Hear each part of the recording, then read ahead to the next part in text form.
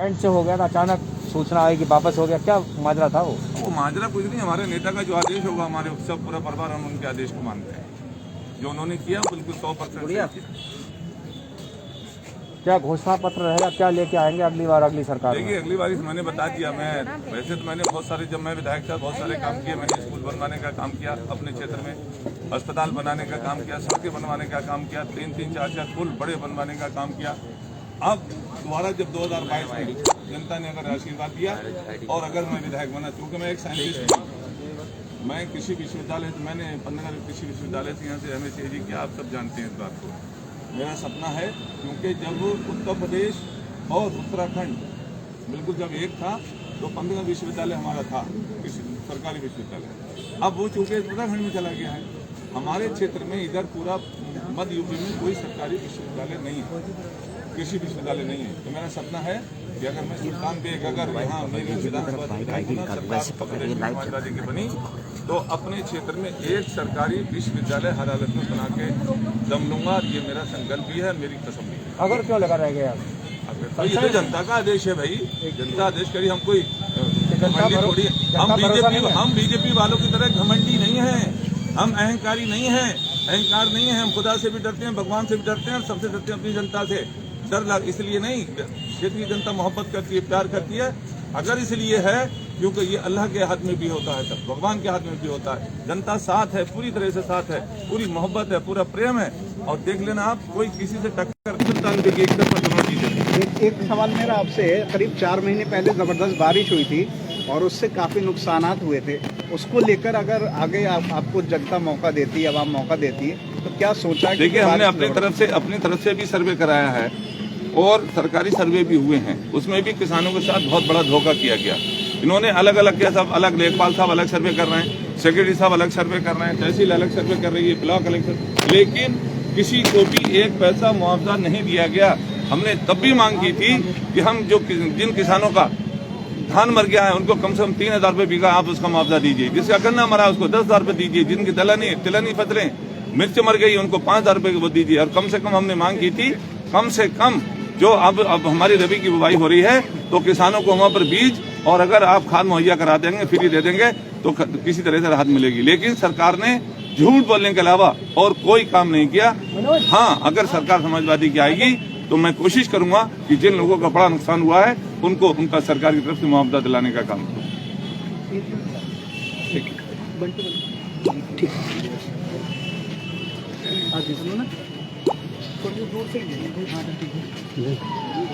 नमस्कार दोस्तों, मैं आप देख रहे हैं साधन लाइव चल 1 मिनट। मैंने तो आप इस वक्त बरेली दर्पण को देख रहे हैं। लाइव तस्वीरें बरेली कलेक्ट्रेट से हैं, जहां सुल्तान बेग ने पर्चा भरा है और मीरगंज विधानसभा क्षेत्र से मीरगंज विधानसभा क्षेत्र से जो है समाजवादी पार्टी के उम्मीदवार हैं सुल्तान बेग साहब। पहले भी 3 बार लगातार विधायक रहे, तो इस बारी भी बरेली दर्पण पर आप लाइव तस्वीरें देख रहे हैं जिला कलेक्ट्रेट बरेली की, और कोशिश करेंगे कि सुल्तान बेग साहब से हम लाइव कम से कम एक इंटरव्यू ज़रूर करें।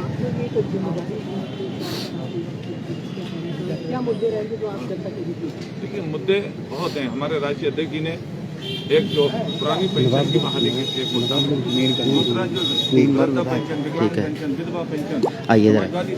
तो समीर अब्बास हमारे साथ हैं। समीर साहब, जिस तरह से सुल्तान बेग साहब मीरगंज विधानसभा से 3 बार विधायक रहे हैं, किस तरह की शख्सियत हैं? अभी क्योंकि हमारी कोशिश रहेगी और भी मीडिया वाले बात कर रहे हैं, तो हम यही जानने की कोशिश करेंगे कि किस तरह का उनका कार्यकाल रहा है। पिछले 3 बार जब विधायक रहे तो किस तरह के काम रहे, कैसी शख्सियत है? देखिए, ऐसा है कि शुरुआत मैं यहाँ से करूँगा। तकरीबन 3 पीढ़ियों से लगातार उनके यहाँ कहीं ना कहीं विधायकी और प्रधानी रही है। दूसरी बात यह है कि 2002 में पहली बार विधायक बने और बीच में बसपा में भी वो जीते और विधायक रहे। ये चीज़ रही है। उसके बाद 2012 से 17 में जीतते रहे। लेकिन जो 17 आई और 17 में जो लहर जिसको बोला जाता है वो ऐसी थी, तकरीबन उसमें 50,000 से जो है कहीं ना कहीं हार हुई। लेकिन अगर हम मीरगंज का पूरा भौगोलिक स्थिति भी देखें तो उस हिसाब से तकरीबन 25 से 30% वहाँ एक बड़ी आबादी है। इसके अलावा एक बड़ा इनका रोल रहा है और करीब मैंने जैसे बताया कि बहुत पुराना एक इतिहास रहा है, बहुत सारी चीज़ें, लेकिन मीरगंज में बहुत कुछ होना काम बाकी है। 3 बार के विधायक हैं, बहुत सारी चीज़ें हैं। अब देखने वाली बात यही होगी कि क्या होगा, कह नहीं सकते। जी बिल्कुल, हम बात करने की कोशिश करेंगे। लगातार आप देख रहे हैं बरेली दरपनी बहुत सारे मीडिया के लोग हैं जो यहाँ पर कवरेज करने आए हुए हैं और बरेली दर्पण भी यहाँ पहुँचा हुआ है।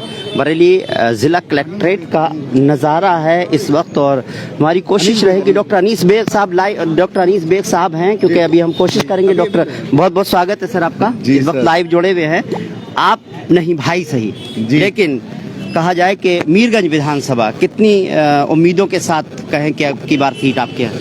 देखिए 2022 में मीरगंज विधानसभा सबसे ज़्यादा वोटों से जीतने जा रहे हैं हम लोग जी।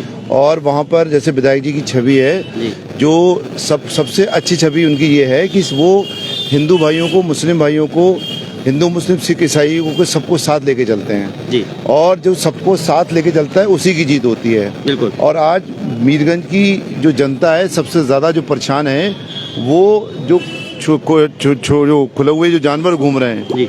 जो योगी सरकार में, उससे बहुत ज़्यादा परेशान है। किसान बेसिकली बहुत ज़्यादा परेशान है और लोग अगर किसी के 4 जगह खेत हैं तो किस खेत को रखाएं जी। 4 आदमी रात भर लोग जाके खेत रखा रहे हैं, बहुत ज़्यादा परेशान है।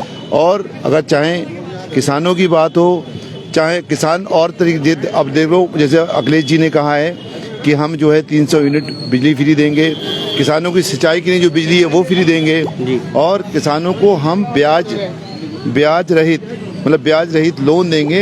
ये सब मुद्दे किसानों के लिए हैं और बेसिकली मीरगंज विधानसभा जो है वो मीरगंज किसानों से ही भरपूर है। किसान उसमें मेनली किसान है ना, तो किसानों से जीतेंगे। मीरगंज बहुत वोटों से जीतने जा रहे हैं और ये देखिएगा। और मैं मीरगंज की नहीं, मैं पूरी कह रहा हूँ 9 की 9 विधानसभा आज बरेली में वो समाजवादी पार्टी जीतेगी और ये देखते रह जाएंगे। इस हिसाब से जो हमारे मेन एम है हमारा 2022 में हमें अखिलेश यादव जी को चीफ मिनिस्टर बनाना है और 9 के 9 मुख्य विधानसभा में जीतना है। 2017 में जहाँ तक सीट गंवाई है, क्या जिस तरह के विकास कार्य मीरगंज में होने चाहिए थे, क्या वैसे कार्य हुए?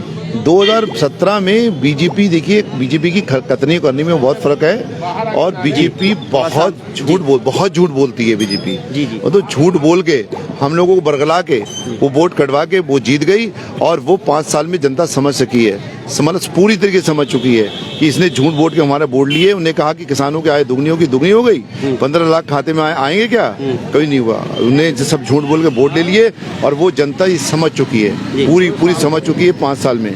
तो वो उसी का ही आज रिएक्शन ले लिया। आज एक तरफा वोट जो है वो समाजवादी पार्टी को मिलने जा रहा है और हम 2022 में माननीय अखिलेश यादव जी की सरकार बनाने जा रहे हैं। बहुत अच्छी बात है। अनीस बेग साहब, एक पर्सनल सवाल जरूर करना चाहूँगा कि आपका नाम सिटी से चला से क्या कहते हैं, कहा जाए कैंट से आपका नाम का एकदम जिक्र आया, नाम हुआ कि दिन भर चलता रहा आपकी चर्चा, उसके बाद टिकट बदल जाता है। अब आपकी किस तरह की स्ट्रेटेजी है, क्योंकि पार्टी तो आप ही की है, क्या चुनाव में किस तरह का आपका रोल रहेगा? देखिए ऐसा है, हमारा मेन मकसद है 2022 में माननीय अखिलेश यादव जी को उत्तर प्रदेश का चीफ मिनिस्टर बनाना और उसके लिए मुझे जो भी कुर्बानी देना पड़े उसके लिए जो भी कुर्बानी देने पड़े मैं देने को तैयार हूँ।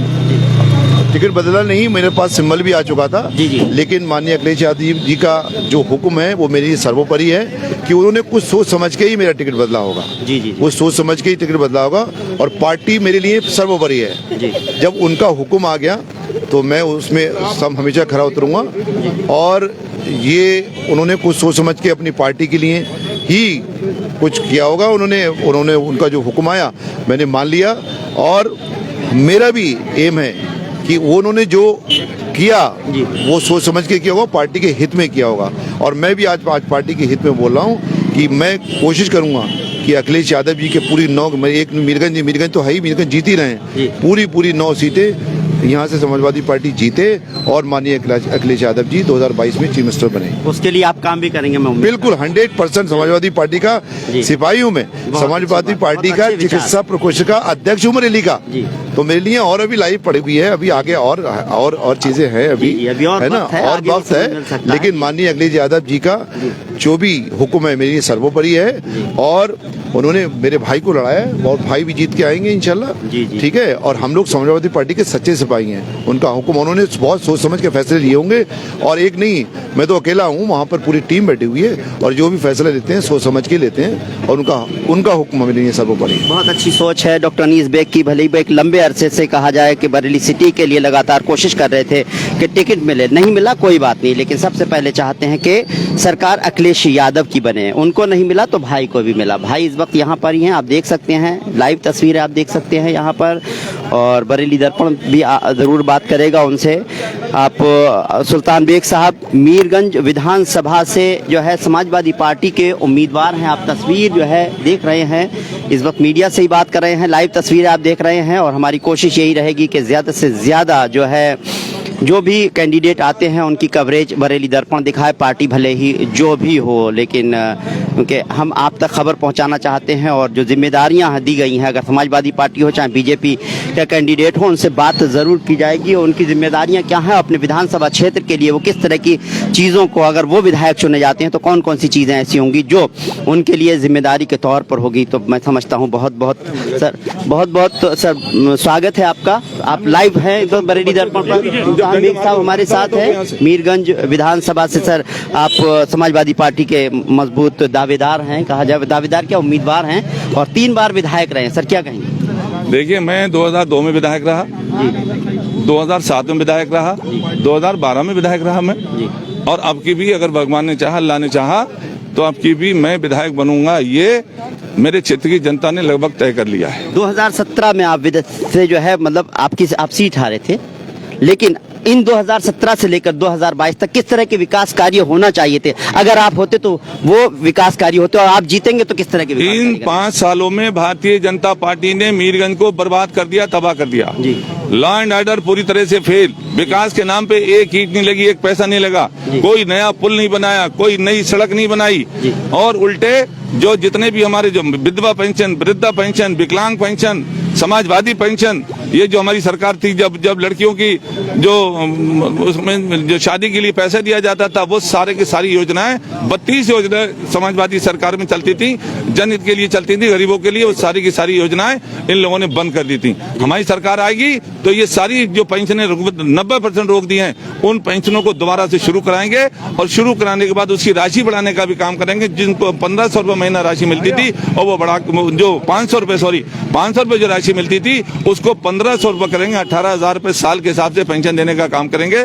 300 यूनिट बिजली हर हालत में उत्तर प्रदेश के लोगों की फ्री करने का काम करेंगे, और सिंचाई में जो बिजली इस्तेमाल होती है उसको भी फ्री करने का काम करेंगे। और सबसे बड़ी बात है, जो पुरानी पेंशन बहाली की बात है, वर्षों से हमारे कर्मचारी, चाहे उसमें पुलिस के लोग हैं, चाहे उसमें और भी किसी, सब विभाग, 72 विभाग, 74 विभाग हैं, सारे विभाग के कर्मचारियों की मांग है कि पुरानी पेंशन की बहाली हो। मेरे नेता माननीय अखिलेश यादव जी ने ऐलान किया है, अगर समाजवादी सरकार बनेगी तो हम पुरानी पेंशन को भी बहाल करने का काम करेंगे। जी, अभी बात हो रही थी अनीस साहब से, कह रहे थे सबसे ज्यादा समस्या वहाँ किसानों को है जानवरों की। जानवर जो है फसल बहुत बर्बाद करते हैं, उसके लिए किस तरह के काम रहेंगे? देखिए, ये तो एक वही समस्या क्या है, नहीं तो सरकार अपने आप में खुद समस्या बन गई है जी। ये तो अपने आप में खुद समस्या ही समस्या है। पूरा खादर जितना पूरा बर्बाद हो गया है। लोग सुबह शाम को 6 बजे मुश्किल से खाना खाते हैं, पूरी रात खेतों को रखाने का काम करते हैं, पूरे खेत चर के बर्बाद कर दिए, खत्म कर दिए। कुल मिला के भारी नुकसान किसानों का हुआ है, और इसीलिए किसान पूरी तरह से आक्रोशित है, और इस सरकार को बदलने का उसने अहद कर लिया, कसम खाई है। और इसलिए मैं आपको बताना चाहता हूं, अब की चाहे किसान हो, चाहे नौजवान हो, चाहे हमारा छोटा व्यापारी हो, हिंदू मुसलमान सिख ईसाई, भाईचारा पैदा करके उत्तर प्रदेश से इस भारतीय जनता पार्टी को भगाने का काम करेंगे। और अब की ये तय है, मैं जान लीजिए कि सुल्तान बेग का 119 मीरगंज विधानसभा से विधायक बनना तय, भारतीय जनता पार्टी का वहां से सफाया होना तय, उत्तर प्रदेश में समाजवादी पार्टी की सरकार बनना तय, और साथ ही साथ बता रहा हूं मैं कि 2022 में माननीय अखिलेश यादव की सरकार बनना भी तय। जी जी, वाकई अगर देखा जाए बहुत बहुत मुबारक हो। उम्मीद करते हैं कि आने वाला समय आपका होगा और आप विधायक चुने जाएंगे। जिस तरह से सुल्तान बेग ने जिस तरह जो कॉन्फिडेंस नजर आता है उससे साफ जाहिर होता है कि कहते हैं कि आने वाला समय उनका होगा, विधायक भी वो बनेंगे और उत्तर प्रदेश में समाजवादी पार्टी की सरकार होगी। तो उम्मीद यही की जा सकती है, विधायक जो भी बने उत्तर प्रदेश में विकास होना चाहिए, जो जो विधानसभा क्षेत्र है उनमें विकास होना चाहिए। बरेली दर्पण पर आप लाइव तस्वीरें देख रहे हैं। हम इसी तरह से पार्टी चाहे जो भी हो, जो भी कैंडिडेट आएगा हम उसको जरूर अपने प्रोग्राम में शामिल करेंगे। आपको हमारा प्रोग्राम कैसा लगा कमेंट करें, साथ ही हमारे चैनल को लाइक और सब्सक्राइब करना ना भूलें।